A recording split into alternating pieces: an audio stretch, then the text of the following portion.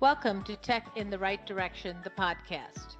Let's take tech in the right direction to drive social change and close the employment, pay, and culture gap for women in technology.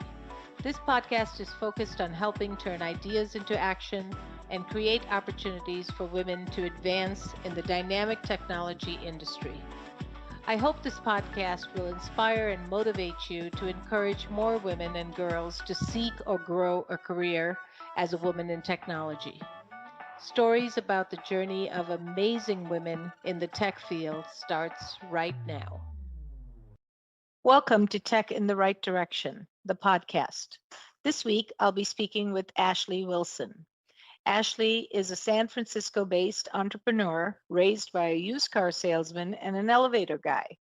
Tapping into her roots, Ashleigh opened and sold multiple small businesses by the age of 20 until ultimately landing in the elevator business.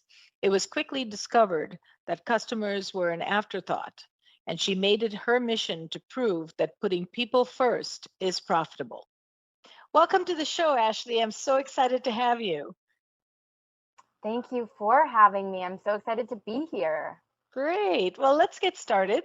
Can you share with us your career journey and how you got to where you are today? Absolutely. So I have been an entrepreneur since I could remember. I mean, one of my earliest memories of learning what the word even meant was I had taken a bucket and some cleaning supplies to the golf course in the neighborhood and was cleaning golf clubs. And a woman had called me an entrepreneur. And I remember running home to my mom because I thought that she had called me a name and I didn't know what it meant. But from there, I was a bank teller at a high school and I was like, wait, this doesn't make any sense. I'm working all these hours for like $7 an hour. And again, went and got a bucket and a mop, and I started a cleaning business, which my family thought was hilarious because I am not a very tidy person.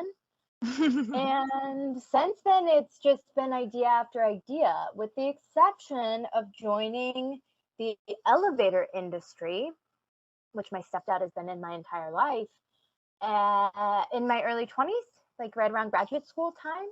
And I was in the industry about 5 or 6 years.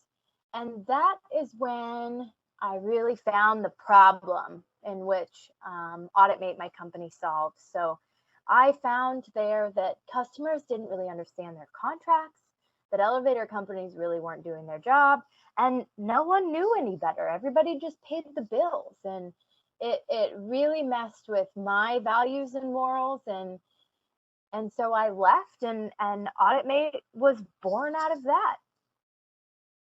That's amazing. I loved you take initiative and just take a bucket and some cleaning supplies and go start your own business. I love that. So I know you firmly believe in people over profits. Can you tell us more? Yeah, absolutely. I believe that when we focus on people, profits follow. And I believe when we focus on profits, we lose sight of our people. And it's really simple to me. And it kind of is mind blowing to me that the rest of the world doesn't operate this way. It's in one of those areas that I'm like, I just don't get it. Like, why would we not invest in our people? Why would we not invest in education and training and make sure everyone has transparency with their role and with the company? And then we get more buy-in. People are more loyal. People want to be there. Like, it's really the only way to me. And that's so true. I really believe that from day one when I ran my business, that, profits come if you do right by people, whether it's your customers, whether it's your employees, you always do the right thing and the profits will come with it. So you have really good insight and obviously, bought and sold many businesses and an entrepreneur at heart. So you understand it right to the core, which I love. So let's talk about leadership in tech. What do you think does it take to make a great leader? And what are some of the challenges you've seen throughout your career and overcome that we can learn from? I think it takes a lot of therapy. That's right. But jokes aside, it takes a lot of personal reflection and a lot of digging out our own stuff and being aware of our unconscious bias and being aware that not everybody learns the same way that we do. Not everybody receives information the same way as we do. And not everyone is going to work the same way that we do. So, how do we keep that individuality in mind and allow people to flourish in their own ways, but yet still keep business objectives, right? Like you can teach anyone to be a manager, Hmm. but learning to be a leader is tough work. So have you had in your career, have you had bad leaders? What did that look like? And Mhm. what did you learn from that? Yeah, I've definitely, I don't know that there are any bad leaders. I think there's bad managers, right? Like, to be a leader to me means that we are leading people and we're learning from our people and that our people believe in the direction that we're going. And managers to me are, there to just manage folks, like manage business, manage P&Ls. So I've definitely had managers that focus so hard on the numbers or the initiatives that they aren't taking any consideration of the human experience that goes into the work that we do, or stick to policies and procedures so much without looking at, does this policy make sense, does this objective make sense, does this priority Hmm. actually make sense and serve the goal, or are we just doing this priority to check a box? um, so I would say the bad managers or bad leaders don't have the bird's eye view of how do we get to where we need to go with the folks that we have and fostering everybody's personal growth and everybody's initiative to move in the same direction. Yeah, I agree. I think leaders are definitely need to take steps to inspire and motivate and make people feel good. The managers of the day to day, Yeah. what's the numbers, what are the tasks, how do we get there? And you're spot on with that. So that's very true. Now, one of the topics I know you're very passionate about is permission to be human, allowing space for our whole selves. Can you share with us your thoughts on that? Yes, that is one of my favorite lines, permission to be human. To me, it means we're all doing this human experience thing, and we all have our own version of it. And the idea of leaving your personal life at home and, dropping it at the door, in my eyes, is kind of BS. It's not really possible. If we're going through trauma at home, our nervous system is still going through trauma at work. It Hmm. doesn't Hmm. stop. And so we make mistakes and we learn from the mistakes, right? And if we aren't allowed to be creative and to screw things up and to be honest with our leaders and with our coworkers about how things make us feel, then we don't have any pulse on our culture. Hmm. That is so true. And permission to be human is really being authentic, right? Just being Mm-hmm. yourself and coming with your Yeah. whole self, allowing space for your whole self, like you say. That's amazing. Yeah. Like it's so important. And that's when you really put people first before profits or business or anything. You say, come be yourself, because then everything else will follow. Yeah. Yeah. I totally agree. It's not easy. It takes No. a lot of work, and especially we have teammates that spend a long time in corporate America, and it's tough for them sometimes to be honest right away and to Hmm. not feel like they're going to be shamed or punished for having feelings about something in regard to business. Like we have to do a lot of unlearning as we onboard people. Yeah, and everybody is different, like you said. Inclusivity is so important, to make sure that people are coming to themselves, coming to the workplace in a whole fashion. So they're really giving everything they have, and it's down to their core. It's not just somebody who they're trying to be. That's so true. One of our values is being radically inclusive. Mm. I don't think it's enough anymore to just be diverse and inclusive. You have to Mhm. be proactively inclusive. Mhm. And that looks like inviting new people to lunch with you, extending invites. Everyone is responsible to uphold that inclusivity. It's not just one Yeah. person's job. And it's not easy. I mean, people Mm-mm. have so many unconscious biases, like you said.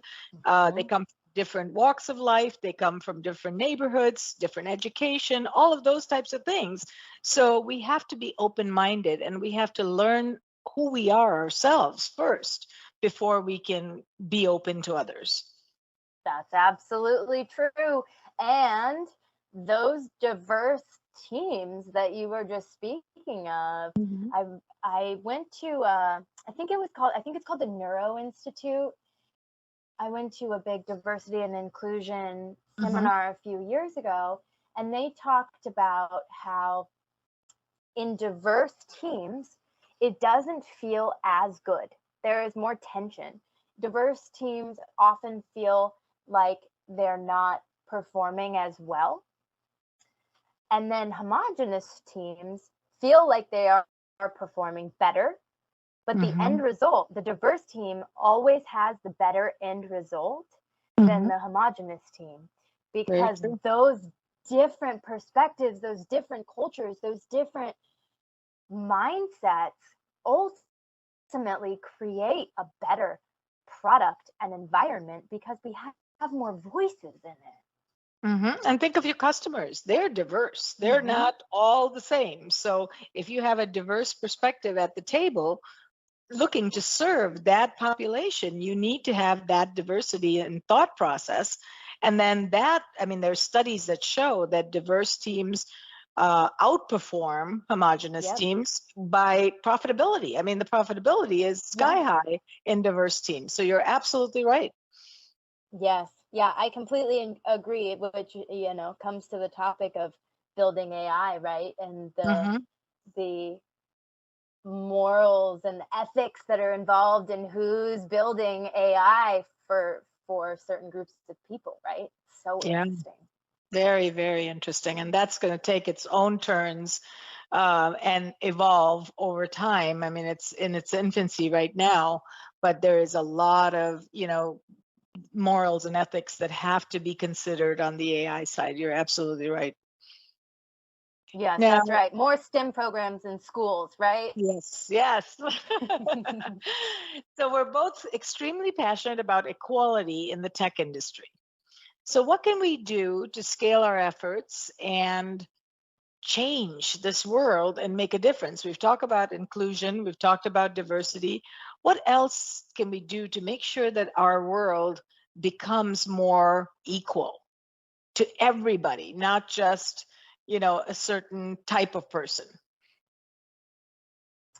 Yeah, isn't it funny that this was your question after my STEM programs need to be in Mhm. schools? I think that's one of the answers, right? Is making technology education accessible to everybody and not Mhm. just Ivy Leaguers, right? Right. Um, and not having any sort of biases in who gets into STEM programs. We don't need to look a certain way or be a certain Right. gender to Right. be better at STEM, right? And that starts so young. That social conditioning starts so young. Mhm. And then we get into funding, which is its own icky, ugly beast right now. With Mhm. when you look at the percentages of who's being funded from venture Mhm. capitalists and who's not, right? Like we Right. need equal access to education, we need equal access to funding, and that'll change a lot of stuff.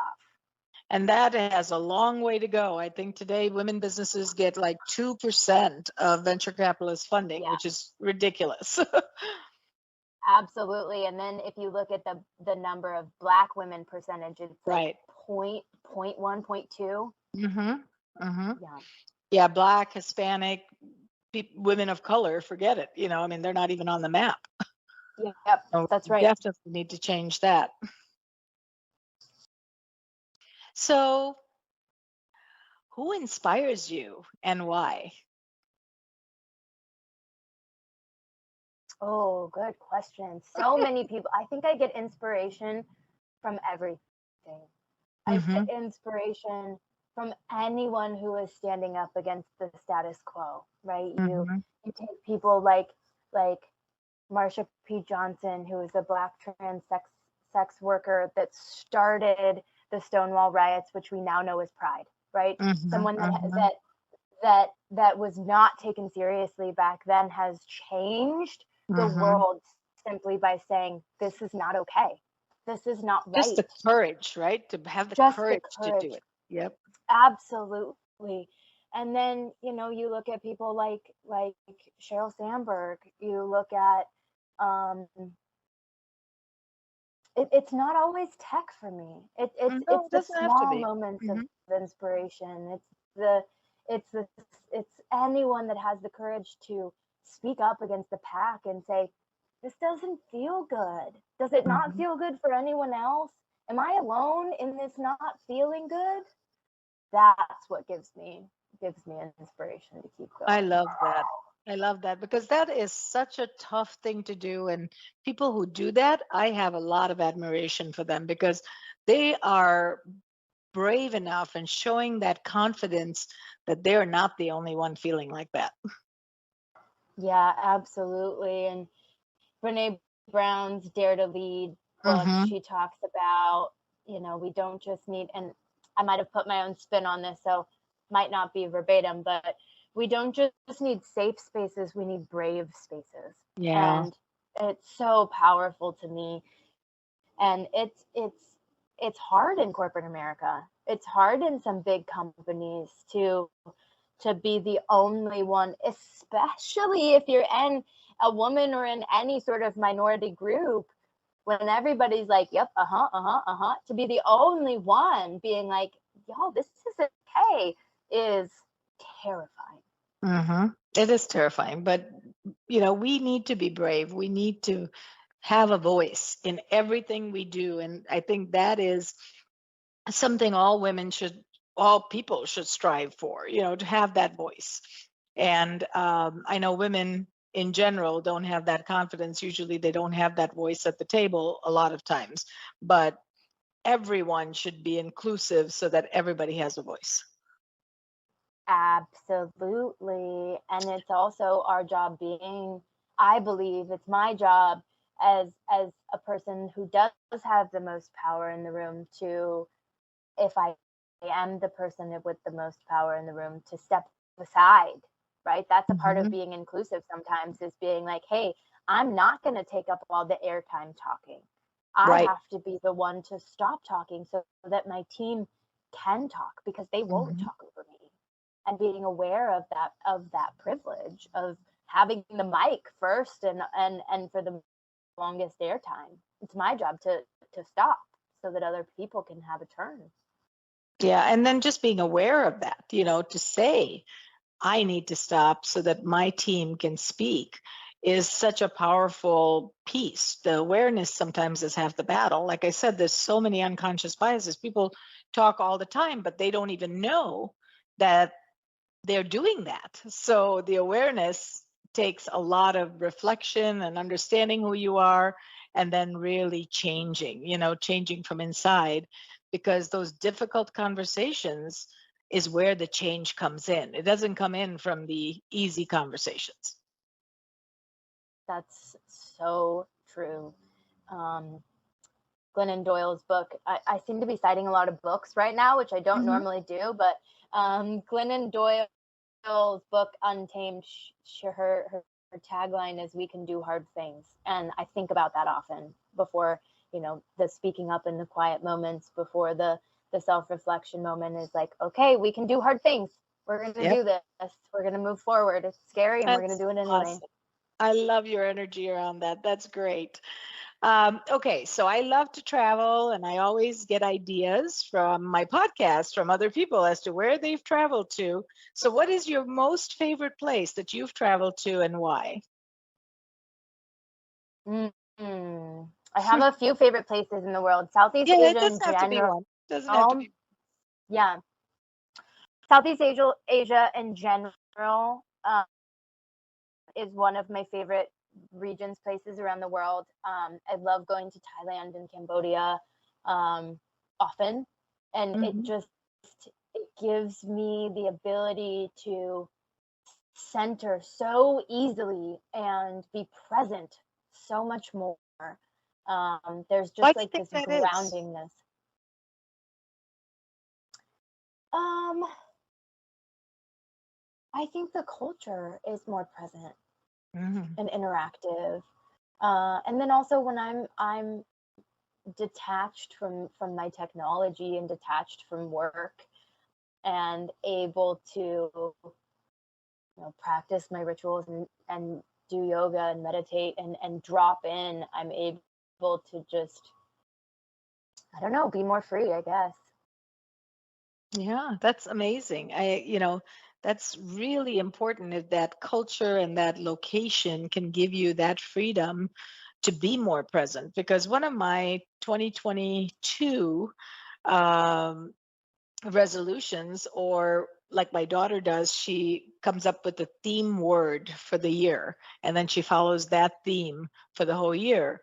And hers this year is patience because she has kids, and she needs to practice more patience. And I was thinking of that, and I thought, what is mine going to be? And mindfulness and being present is really my theme for 2022, because in this world it's so easy to get distracted. We have so many things calling for our attention, and there's so many different means of communication that you get lost, and you're constantly going, and it's very hard to be mindful at when you need to be present with the people that you're with. And so that's one of my 2022 themes, is to really focus on that. So that just gave me a lot of pause to think, I need to think about what areas and what locations that I travel to give me that ability to be more present. So I love that you said that. Yeah, I love that. I love your theme of the year too. I I do a similar thing at winter solstice at New Year time of Hmm. writing what I'm releasing for the year end Hmm. and then what I want to walk into the year with. So similar little ritual that I do. This year for me, what I was releasing was the narratives that I say about myself. So when Mm. I'm like, I am this, I am that, sometimes I continue to repeat those, even though I may not be that anymore. Hmm. So just being aware of what I'm speaking into existence is representative of who I am today and not just the stories that I've told for so long. Yeah, that is so important. That self-talk makes you who you are.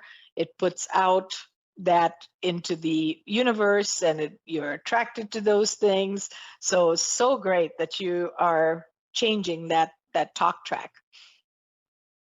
Yeah, thanks. I appreciate that. Hmm. And then what is your looking forward? This year has really been, or I'm really approaching this year with clarity is what I'm Hmm. searching for. So I've caught myself thinking I'm being clear and then I'm not being clear or it's not being received in a clear way.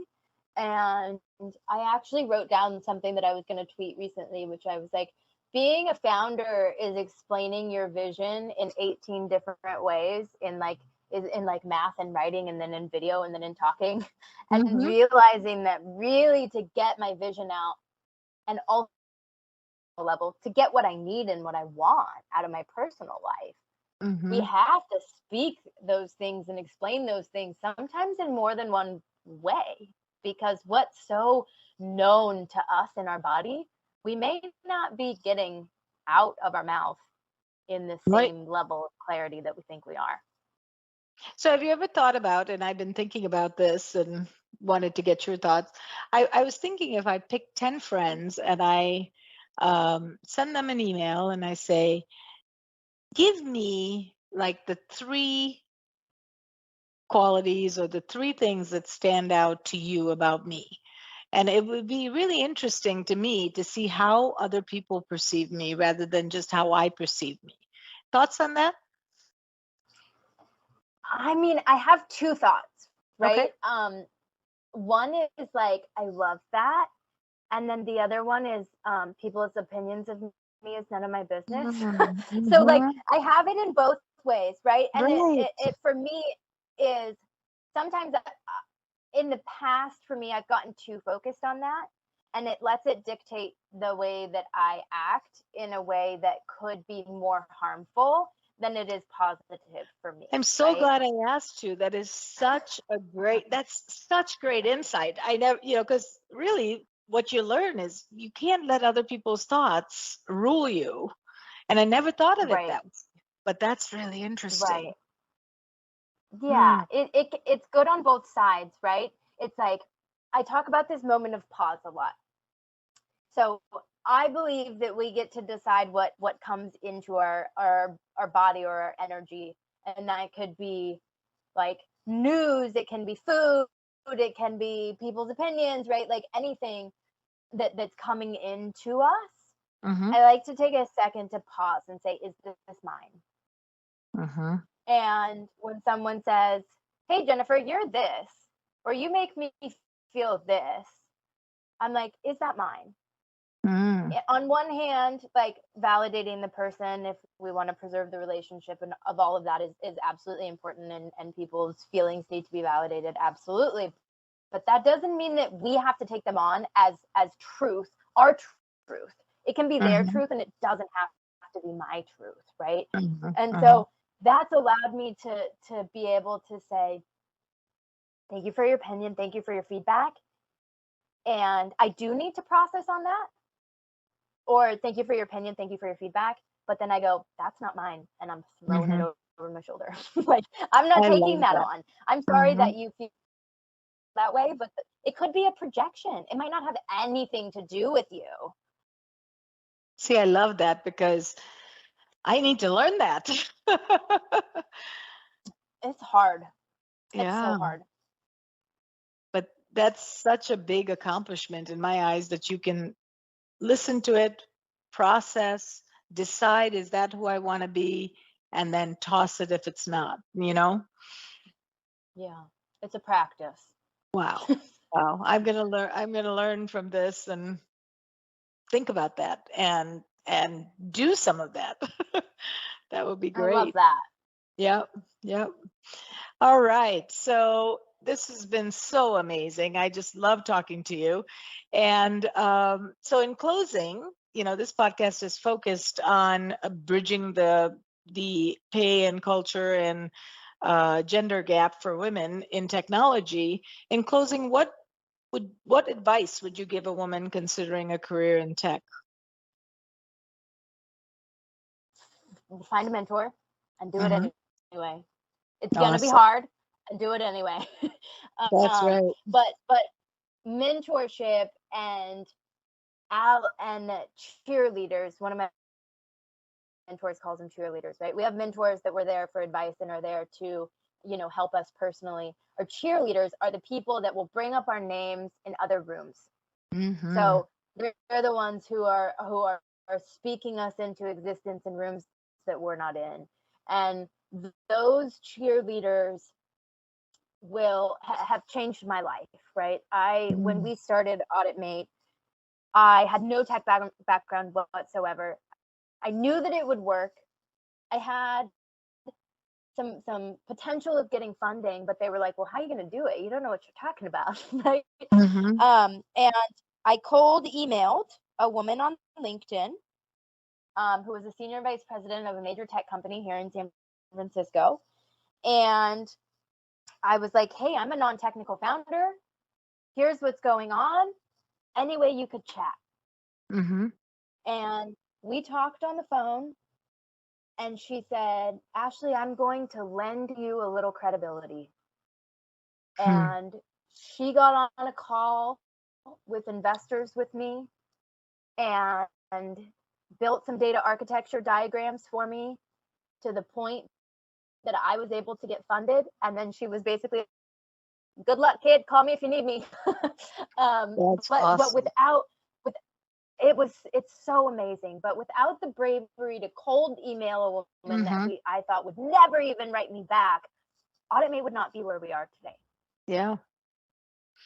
That's kudos to you to just take that first step, to have the courage to do that, because a lot of people in their head would say, oh, she's not going to respond, she doesn't have time for me, she doesn't even know who I am, and can kind of get rid of that thought. But you took that action, which is so great. So great. So do it and have some cheerleaders behind you, huh? That's the advice. Yep. That's great advice. Great advice. So, Ashleigh, how can our listeners get a hold of you? If you can share some ways for them to get a hold of you. Yeah, absolutely.